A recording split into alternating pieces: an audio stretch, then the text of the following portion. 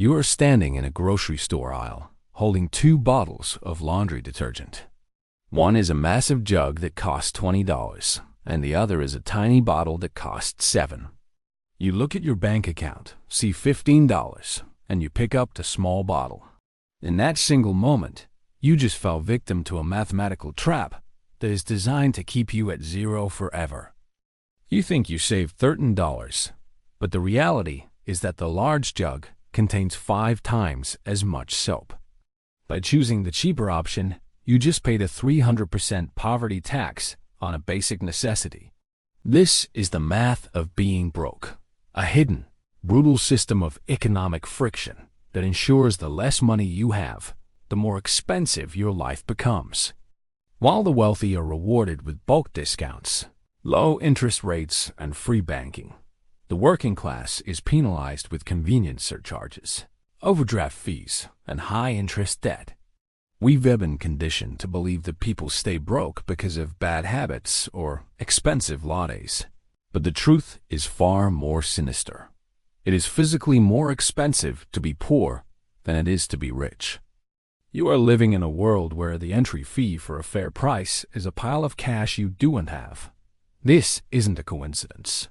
It is a feature of a system that extracts its highest margins from the people who can least afford to pay them. Today, we are going to stop the shaming and start the audit. We are going to strip away the illusion of cheap living and reveal the terrifying truth of the poverty premium. Because once you see how the math is rigged against you, you can finally start to break the gears and reclaim your future. The deception begins with the quality gap, often called the Boots theory of socioeconomic unfairness. Imagine 2 workers. One earns enough to buy a pair of $50 leather boots that will last for 10 years of hard labor. The other is living paycheck to paycheck and can only afford a $10 pair of cardboard-soled boots. In 6 months, the cheap boots fall apart. Over the next 10 years, the person who was too broke to buy the good boots ends up spending $100 on 5 separate pairs of junk, and they still have wet feet at the end of the decade. The wealthy person saved $50 and stayed dry simply because they had the capital to buy quality ones. This is the fundamental math of the trap. From the tires on your car to the appliances in your kitchen. If you can't afford the buy it for life version, you are forced into a cycle of buying it twice. You are effectively paying 100% markup on your entire existence as a penalty for not having a surplus. The system doesn't want you to own things. It wants you to rent them through a series of endless replacements that drain your bank account before you can ever save enough to escape. This math becomes even more predatory when you step inside a financial institution. Banking in the modern world is a mirror image of reality. The more you need the money, the more they charge you for it. If you have $100,000 in an account, the bank gives you a dedicated advisor, waives all fees, and pays you interest. But if you have $20 and a small automatic payment hits your account, the bank doesn't just decline the transaction, they help you by covering it and then charging you a $35 overdraft fee. You just borrowed $5 for 24 hours at an effective interest rate of several thousand%. This is a legalized form of highway robbery that extracts billions of dollars every year from the bottom of the economic pyramid to subsidize the free perks of the top. You are being fined for the crime of being vulnerable. Every late fee, every minimum balance charge, and every convenience fee is a targeted strike against your ability to build a buffer. It is a system that kicks you specifically because you are down, ensuring that the moment you try to stand up, you are met with a new set of maintenance costs.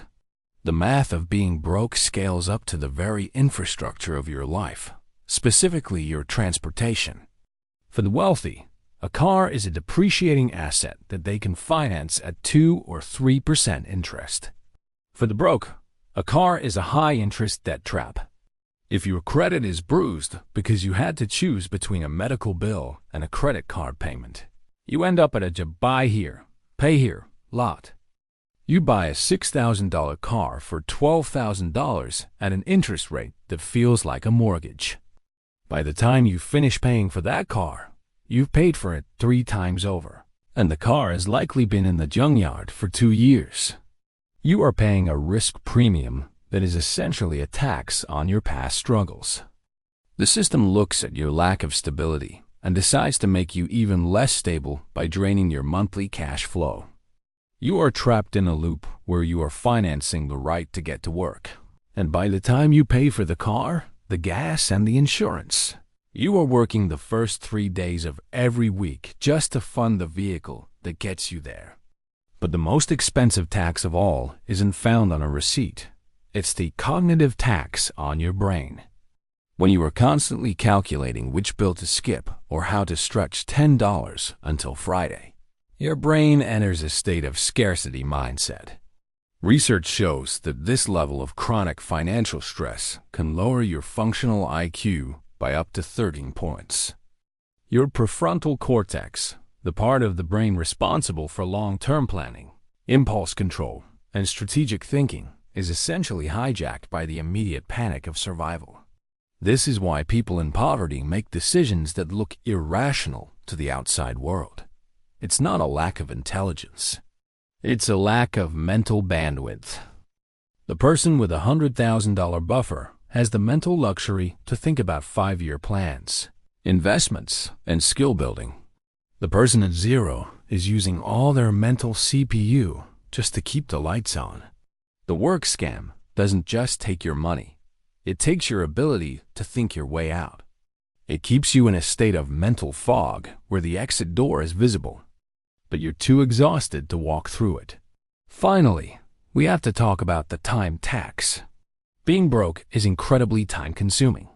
You spend an hour on the bus because you can't afford a car.